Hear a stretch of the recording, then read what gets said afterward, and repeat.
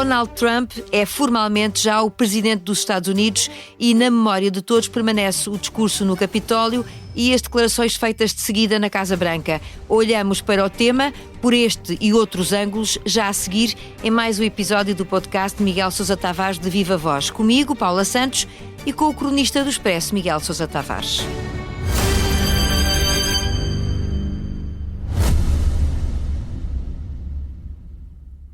Subscrever o Expresso é ter acesso à melhor informação, a uma vasta oferta de conteúdos exclusivos e à opinião de referência. Subscrever o Expresso é tornar-se membro do nosso clube, poder ser voz ativa de uma comunidade informada e beneficiar de vantagens exclusivas. Subscreva o Expresso em expresso.pt/digital. Expresso. Liberdade para pensar. Olá, Miguel, vamos a isto? Olá, Paula, vamos embora. Antes de falarmos da cerimónia e das figuras que constaram na foto de família, eu gostava de perceber se ficou surpreendido com o que foi dito e pelas medidas anunciadas. Ações concretas contra a imigração, os indultos, a quem foi condenado pelo ataque no Capitólio, uma vontade de reescrever a história com alterações na geografia e o fim da diversidade de género, entre outros temas. É o que esperava, Miguel? Estava mais ou menos pré-anunciado e saiu quase tudo igual. Eu devo dizer que aquela enxurrada de 200 decretos presidenciais que ele assinou, para mim o mais extraordinário e o mais cómico é quando assina um decreto em que dá ordem a todos os departamentos do governo para que acabem com a inflação. Eu gostava de saber como é que isso se consegue por decreto, mas enfim, vamos ver. Enfim, é mais um desafio que Trump deixa até para toda a gente conseguir de alguma maneira descodificar, que é uma coisa difícil. Mais tarde, já na Casa Branca, entre essas assinaturas que o Miguel referiu, deixou alguns recados também a Putin e entretanto já veio ameaçar impor sanções à Rússia. Conseguiu perceber qual é que é o caminho que ele vai procurar seguir em relação à guerra na Ucrânia? Não, ainda ninguém conseguiu perceber. Ainda ninguém conseguiu, mesmo o secretário de Estado Marco Rubio, que é o único dos membros do gabinete que já tomou posse formalmente, interrogado sobre isso, disse que estava à espera de instruções do chefe. Portanto, aquilo que for na cabeça do chefe é aquilo que será feito. Sendo que a cabeça do chefe, como sabemos, é uma às segundas, quartas e sextas e outra às terças, quintas e sábado. Isso resulta da sua enorme ignorância sobre o que é que seja o mundo e o planeta e voltamos a falar de um presidente que disse que a Espanha era um dos BRICS, não é? Portanto, isso já revela o nível de ciência que ele tem sobre a política internacional. Disse e repetiu até frente aos jornalistas. Miguel, em relação à Ucrânia, voltando a isto, quer dizer, tendo em conta que Trump tinha dito que iria pôr rapidamente fim ao conflito, ainda se torna um pouco mais estranho perceber o que é que aconteceu entretanto, não é?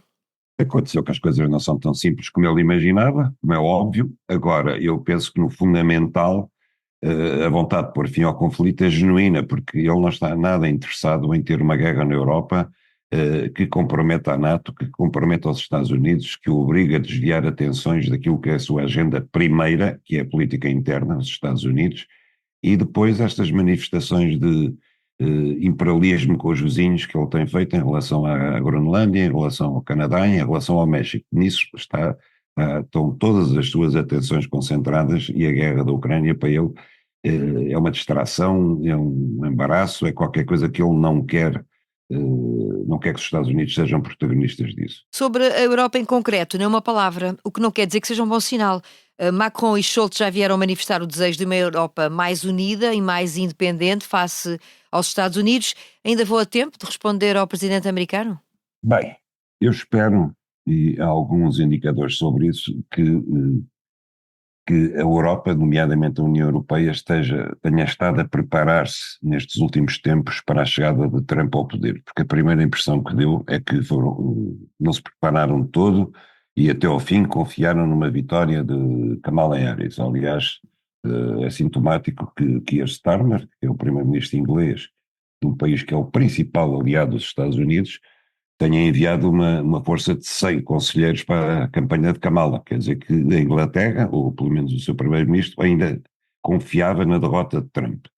Todavia, parece que há na União Europeia, que não inclui a Inglaterra, uma espécie de um departamento secreto a que chamam o Task Force Trump, preparar exatamente as respostas da Europa em vários domínios, nomeadamente no domínio económico, se o presidente americano for por diante com a vontade de taxar todos os produtos europeus importados para os Estados Unidos.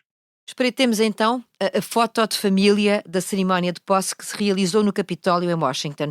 O Miguel chamou-lhe a oligarquia dos ultra-ricos, porque o destaque dado a algumas das personalidades mais ricas nos Estados Unidos não foi feito por acaso e tem, naturalmente, uma leitura política. Ou seja, ao lado de Trump estiveram os novos homens fortes do poder americano. Paula, quem chamou isso foi o Biden. Eu apenas o Citou. discurso de despedida dele, citei o Biden. Agora, não é apenas os ultra-ricos que estavam ao lado de Trump, embora, por exemplo, na missa que houve antes da tomada de posse, estavam 4 dos 5 homens mais ricos do mundo, e isso diz muito. Mas milionários ao lado dos presidentes americanos e na Casa Branca sempre houve. Biden tinha ao seu lado os milionários do complexo militar industrial americano, que muito dinheiro ganharam com a guerra da Ucrânia, nomeadamente. Trump tem coisa diferente e mais perigosa. É gente que alia uma imensa capacidade científica e imaginativa no domínio das novas tecnologias, a gente que também tem uma enorme capacidade de dinheiro e tem visões políticas sobre o mundo próprias.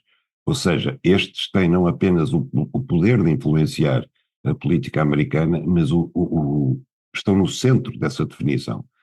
Gente como Elon Musk, como Jeff Bezos, estão no centro das políticas americanas, e viu-se agora com a criação de uma empresa onde vão ser injetados 100 mil milhões de dólares para desenvolver a inteligência artificial. Lá estão 3 das maiores empresas americanas do domínio da tecnologia, nomeadamente a Oracle agora esqueci-me do nome da empresa de inteligência artificial do Elon Musk. Portanto, eles estão a determinar, é evidente que Trump nem sabe o que é inteligência artificial, são estes magnatas tecnomilionários, digamos assim, que estão a fazer-lhe a cabeça e a dizer agora vamos pela inteligência artificial, agora vamos ou conquistar Marte, como diz Elon Musk, ou então vamos pôr cápsulas no espaço para cada uma delas albergar 1 milhão de habitantes, como é o projeto de Bezos, por exemplo. Grok, eu acho que era o nome que procurava ainda há pouco e que lhe faltou. Talvez. Falamos então de personalidades que têm um poder efetivo à escala global, que podem ainda ver reforçada a influência que já possuem, naturalmente. O Miguel escreve que com Trump detém mais poder real do que toda a União Europeia e metade da humanidade. O que é que ainda podemos esperar? Pronto, o Miguel já antecipou aqui algumas ideias, mas qual é a sua previsão, ou se é que nós podemos fazê-la naturalmente, para o que ainda podemos esperar em áreas cruciais que nos dizem respeito a todos? Eu acho que o futuro é um bocado imprevisível e é perigoso, sobretudo se pensarmos que esta oligarquia, além de ter bilhões de dinheiro, além da capacidade científica que eles têm, porque todos eles foram génios na escola, Bezos, Zuckerberg, Elon Musk, todos eles, embora o único que concluiu a licenciatura foi Zuckerberg. Mas os outros não concluíram porque estavam muito à frente daquilo que era ensinado nas universidades. Além da sua capacidade científica e da sua visão, em muitos casos, benéfica para a humanidade, extraordinária, e além do dinheiro que possuem, de facto eles são capazes de determinar o nosso futuro nos tempos próximos, e eles têm uma grande vantagem. Aliás, eu escrevo isso, quer dizer, todos eles têm um ego desmedido, mas o ego desmedido de cada um deles é fortalecido pela sua inteligência, enquanto que o ego desmedido de Trump é diminuído pela sua estupidez natural. E, portanto, nós vamos ter fatalmente, acho eu, não digo um confronto aberto, mas vamos ter uma disputa pelo verdadeiro poder entre Trump e estes oligarcas. E enquanto que Trump é capaz de ficar pelas exibições de poder, aquelas coisas que ele gosta muito, que é assinar os decretos com ar de mau e atirar a caneta para os espectadores e dizer agora vou expulsar daqui os ladrões, os imigrantes, os bandidos, etc., os outros vão-se aplicar naquilo que é verdadeiramente não apenas o poder do dia, mas o poder do futuro. Eles têm a capacidade, pela primeira vez na humanidade, na história da humanidade, de determinarem o futuro de todos nós, porque além de tudo aquilo que eu já elenquei como armas deles, controlam as redes sociais, mas controla o Twitter e Zuckerberg controla o Facebook e o Instagram. O Facebook tem 40% da humanidade, 70%, acho eu, agora escapou-me o número também, como subscritor. A Meta, que já viu no Facebook e o Instagram, tem 70% da humanidade afiliada. E esse poder é determinante, porque à medida que eles vão moldando o mundo ao sabor das suas visões, dos seus sonhos ou das suas loucuras, eles vão também moldando a cabeça das pessoas para se adaptar a isso e para aceitarem isso pacificamente. Não é apenas a democracia que está em causa, que está ameaçada seriamente por gente que não foi eleita, que não presta contas a ninguém, é também o nosso modo de vida, a nossa civilização que está ameaçada. Nós não sabemos exatamente o que é que as senhoras vão conseguir. Se vão conseguir, se o objetivo deles é prolongar a vida de 50 anos, se é conseguir o elixir da juventude, se é conseguir a imortalidade, se é de facto pôr-nos em órbita em Marte ou noutro planeta ou nas cápsulas gigantescas de Bezos, não sabemos ao certo. E tudo isso é um buraco negro. É uma incógnita.